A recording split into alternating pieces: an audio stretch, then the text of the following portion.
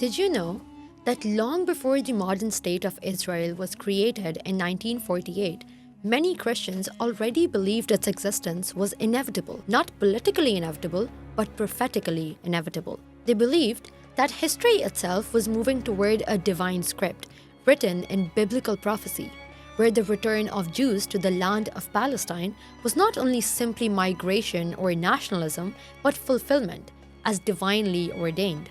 And that this belief, known today as Christian Zionism, would shape political alliances, foreign policy, and the way millions of people interpret conflict in the modern Middle East. Today, we're not looking at Christian Zionism as a slogan or a position in contemporary debate, but as a historical formation, an idea that emerged slowly, gathered power, and came to influence how theology, territory, and politics became intertwined. Christian Zionism begins with interpretation. For much of Christian history, biblical references to Israel were understood symbolically or spiritually.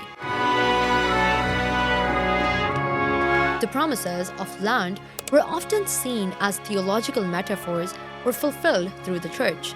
But during the 19th century, a different way of reading scripture emerged, especially in Britain and the United States. Biblical prophecy began to be read literally as a prediction. Ancient promises were understood as permanent territorial rights. Sacred text became a guide not only to faith but to future history. This shift created the idea that Jewish return to Palestine was not just possible, but that it was required. History was no longer open-ended. It was moving toward fulfillment.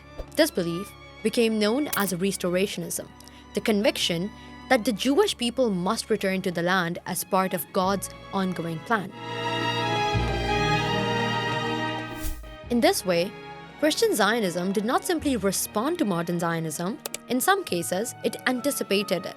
The theological system that gave Christian Zionism its structure is called Dispensationalism. Developed in the 19th century, it divided history into stages, each governed by divine purpose. According to this view, the Jewish people remain uniquely chosen, biblical promises remain literally valid, and present events are signs of future fulfillment. The modern state of Israel in this framework is not simply a nation. It is evidence that prophecy is unfolding. History becomes a timeline of divine action. The future is not uncertain, it is scheduled. By the 20th century, these ideas spread widely through evangelical networks, sermons, and popular religious writing. Many believers came to see global politics not just as human conflict, but as sacred chronology. The theological architecture underlying Christian Zionism became more precise through the work of John Nelson Darby, who treated history as a sequence of divinely governed eras, separated by decisive breaks.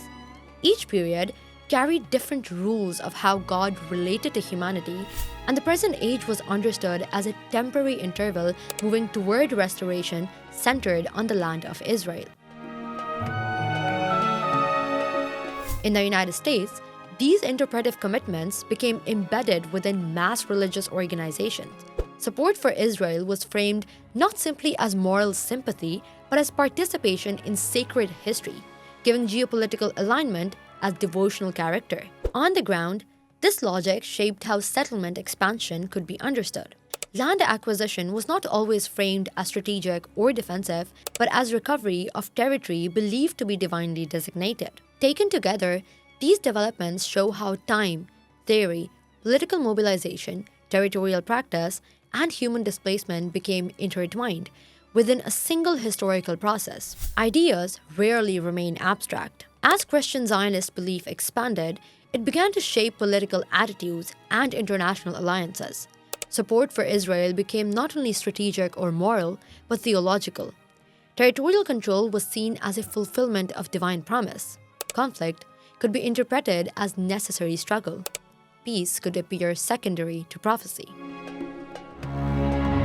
Scholars have noted that these beliefs have influenced political lobbying, public opinion, and international policy, particularly in the United States. Here, theology does not remain private. It becomes a way of interpreting the world and acting within it.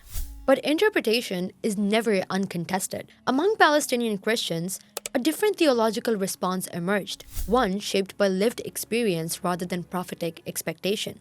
Writers such as Naim Ateek argued that biblical interpretation must be grounded in justice and historical reality, not only in promise and prophecy. For communities that experienced displacement, loss of land, and political exclusion, sacred texts could not be read as neutral. Events celebrated by some as fulfillment were experienced by others as catastrophe, what Palestinians called the Nakba, a rupture not only of territory but of memory and identity. Liberation theology therefore asks a different question. What kind of reading of scripture protects human dignity rather than overriding it? Christian Zionism and Palestinian liberation theology differ not simply in politics, but in how they understand history itself. One sees divine promise unfolding across time.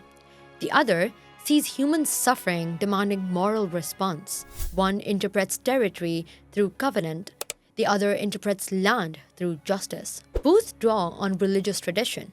Both claim continuity with scripture, but they arrive at profoundly different conclusions. Christian Zionism reveals something important about modern history. Religion did not disappear from politics as societies became more secular.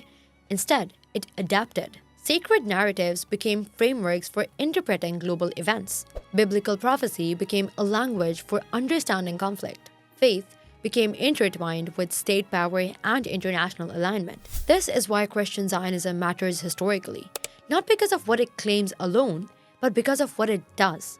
It shapes perception, it structures expectation, it organizes political imagination.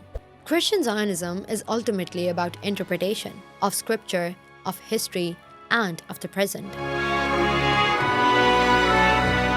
It shows how belief can become geography, how theology can become policy, how prophecy can become political reality. For some, it represents faithfulness to divine promise. For others, it represents a theological framework that legitimizes power.